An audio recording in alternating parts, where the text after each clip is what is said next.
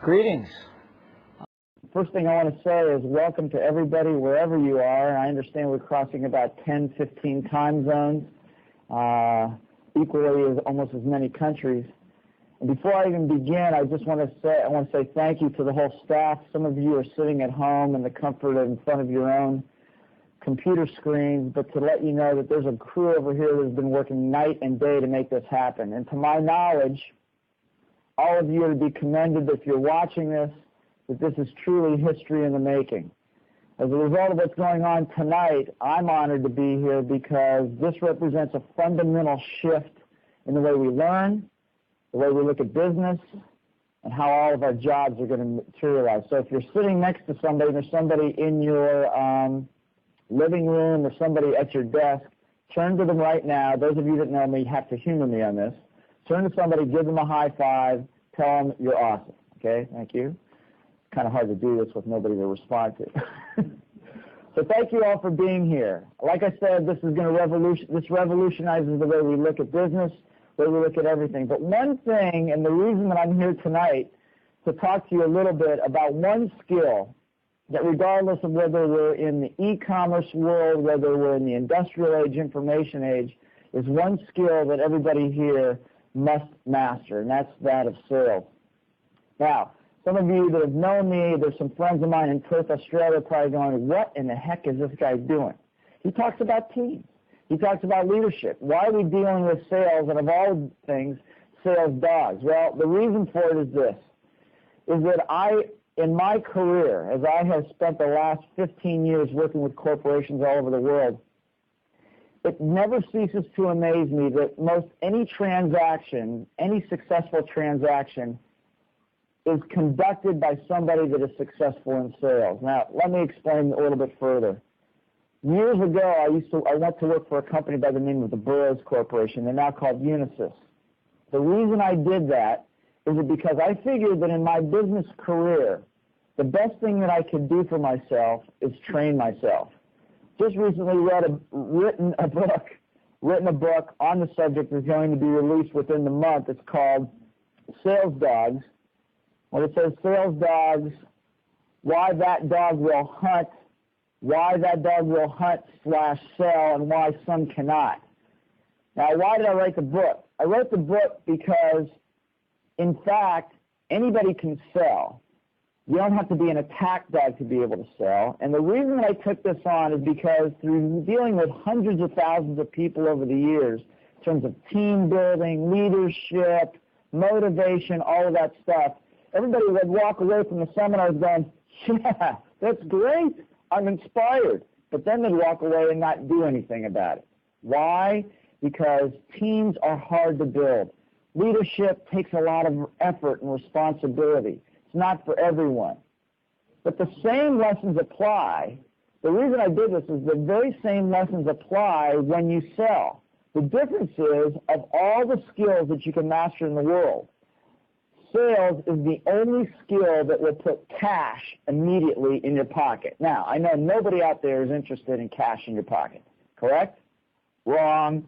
Everybody should be, and everybody can be. The truth of it is, what this book dispels is the fact that there's a certain stereotype that you have to be in order to be able to sell. And I'm going to get into that in a second. But there's two reasons why anybody can sell. Number one is that if you're trained properly.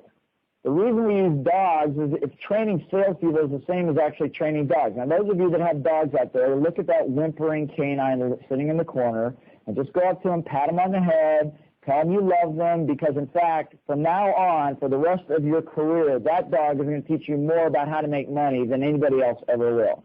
Let me explain. That dog, first of all, I wish I would have owned a dog before I was a sales manager, number one. Second of all, I'm the proud father of a beautiful 4.5-year-old son. I also wish I'd have had a dog to train before I had my son. Why? Because they're trained the same way. The reason some dogs, and so what I say is that sales dogs, a true blue salesperson is a sales dog. Think about it. A dog will come up to you, drop a stick at your foot 101 times, take every rejection in the world, and still drop the stick at your foot, hoping that you'll throw it for them. Now, let me just get into it since I don't have a lot of time. There are 5 types of salespeople. Those of you who are sales managers out there, directors, please understand this. Rule number 1, if you want to have a great sales team that sells hot and sells a lot of money, sells for a lot of cash, you've got to know their strengths. The premise of this book is to understand how to play to your strength and have it put cash in your pocket. How do you do that? First of all, you got to understand what kind of dog you are. First of all, let me just read to you one little piece out of here. We'll find out if you're even qualified to be a sales dog to begin with. First of all, answer a couple of these questions. Do you have a natural persistent streak in you? Okay. If John Butler's out there, he said yes. Okay. Do you have a tendency to try to convince other people of your point of view? Okay, good. Thank you. You find that when you're talking in a group of people, that something about something that you're interested in, that your voice gets louder and you naturally get more dramatic. Now, if you didn't say yes to this, 95% of you are lying, because most of you all do that. And do you love to win? If you answer yes to any of those, you're a true blue sales dog. You can make a ton of cash understanding your strength. Now, here's how we begin. First of all, there are 5 types of salespeople. Sales managers, listen to this, because if you don't understand the type of sales dog you have, if you're trying to mold them to the kind of dog you are, you'll never be successful. Dog number 1, the stereotype, everybody's favorite, the pit bull. That's right. Some of you out there are pit bulls. All you need is a cuff, a sleeve, something to grab onto. It's like you grab onto it and just tear to pieces, right? You know the kind. All you need to do is throw them some raw meat, and they'll destroy everything in their path. That is the stereotype of most salespeople, the pit bull. However, the truth of it is very few of us are the pit bull. Very few of us are attack dogs and just love to go after the hunt. More likely, you might be a poodle. The poodle looks good, very sophisticated, very elegant, and would never even consider getting their paws dirty over chasing some stupid stick into a river or into the mud. Some of you are poodles, definitely looking good and making sure that you always portray the best image out there. You are the marketing gurus. The pit bull is the attack dog, the confrontation expert. Who else? What other dogs do we have? Well, we have the golden retriever. You know, I have a friend in Denver who's a real estate salesperson, very, very successful. She is a golden retriever to the end. All she wants to do is to serve the client. She sits by the phone like a golden retriever, waiting for the phone to ring, doing anything that the customer wants. Customer asks for something, sure, what can I do for you? Can I do anything? Is there anything else I can do for you? They will come back and back and back and back again, trying to serve the customer in such a way until the customer is left with no other choice but to say yes to them. Worse yet, when my friend Jamie looks at me with those big brown eyes, those big brown droopy eyes, and she says, isn't there anything I can do for you? Your heart just melts. They're a bundle of love, and all they want to do is to serve the client. Those are 3 of our dogs. The pit bull, the poodle, the golden retriever. Now, a rarer commodity, but then again, automatically a good sales dog is the Chihuahua. You know, I'm not one to cuddle up to Chihuahuas. They're not real kind, cuddly and friendly types of dogs, but they're those little dogs, and they yip and they yap, and their eyes are bugged out of their head. These are the dogs that will talk your head up. As a matter of fact, if you don't get them to shut up soon, they give you a headache in the process. These are the techno wizards.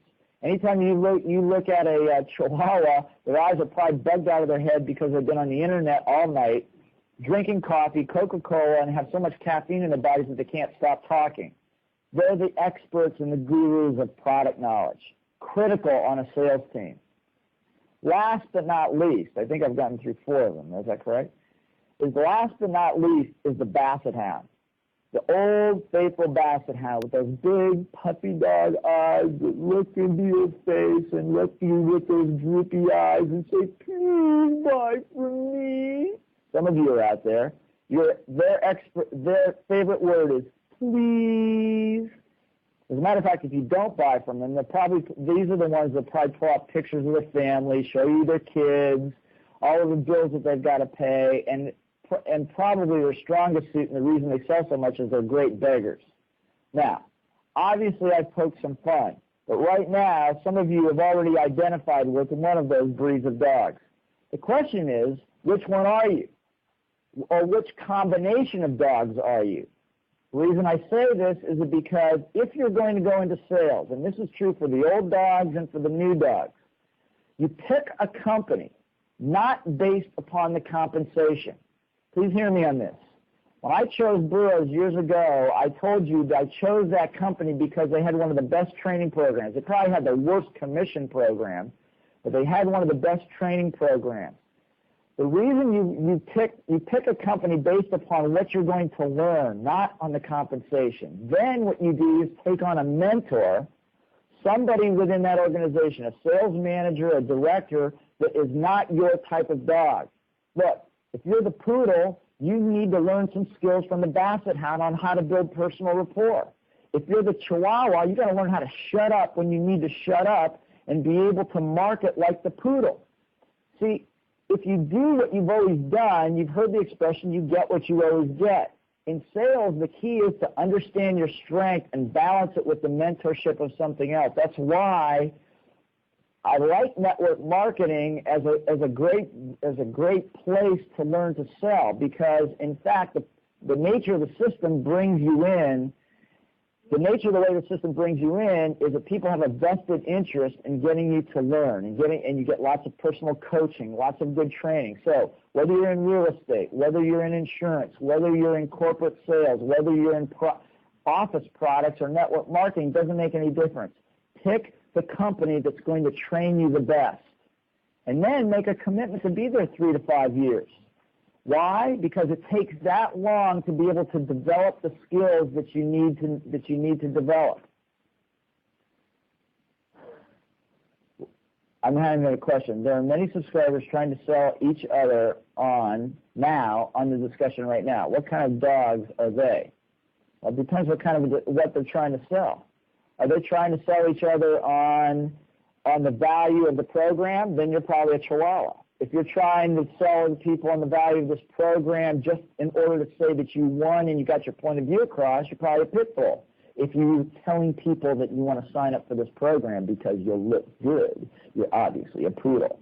And of course, if you're the retriever, you're probably saying, this is probably going to serve you so well into the future. It will give you so many benefits. It will serve your family. It'll serve your business. That's the retriever side of it.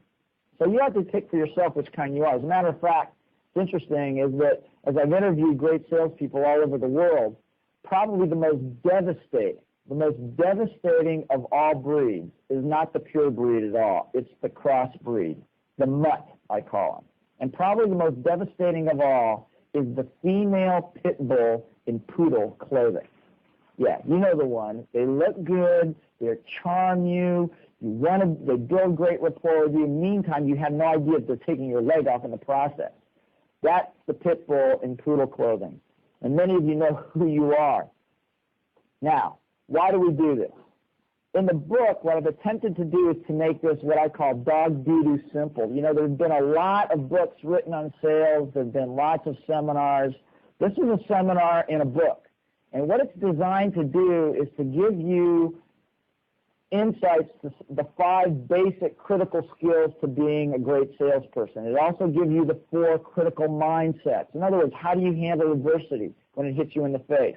How do you handle a win when it hits you in the face? What do you do when you're approaching somebody and you have a question in your own mind? All these things are answered. In the time allotted, I don't have a lot of time to get into it with you here. But my point here is that training or teaching yourself and learning is the key to is the reason great dogs can hunt. Now, let me give you a couple other examples. One of the things that we found is probably one of the number one fears of most salespeople is handling objections and rejections. The reason I got into sales because I figured if I can handle rejections, if I can handle objections, I can handle anything. How about those that tell them not to sell? How about those that tell them not to sell? Oh, okay. Oh, so yeah. I'll get back. Sorry about that. I'm going to get to that in a second. There was a question that just came up. What about people that say, don't sell? Well, most of those people, the only person that would say go out and sell hard would probably be a pit bull. The people that say don't sell are going to probably be people like the retrievers or people like the poodles. They don't want to be seen to getting dirty. They want to be seen as servicing the customer. As a matter of fact, one of the things we talk about in the book is the fact that in order to be successful in sales, at some level, you've got to pick up the skills from all the breeds. In other words, you got to have the marketing skill of the poodle. I don't care how, if you're a basset hound and you're good at building personal rapport and building integrity and all that industrial age stuff, I mean, it's cool, it's good, but you will never compete with a poodle that's getting 10,000 hits on their website every week. That's good marketing. So you've got to be able to balance both of those, or actually all 5 of the skills. The other thing is that what the retriever knows is that most sales come from existing clients. In other words, if you continue to service the client, you can upsell, cross-sell, get referrals, all of those things from the existing clients. The problem with the pit bull keeps running out there after new territory and burning the bridges behind them. By the way, some of you are thinking, well, I'm not really a pit bull. I'm not really even a poodle. I think I'm more of a German Shepherd or a Doberman. No, if you are, then you might want to change that. The problem is those are attack dogs. As a matter of fact, I find that most customer service organizations put attack dogs in charge of customer service, which is completely wrong. You've called up and try to get something handled, have a customer service problem, and all you get is growling at the other end of the phone, intimidated to heck, you hang up the telephone. No. The idea here is that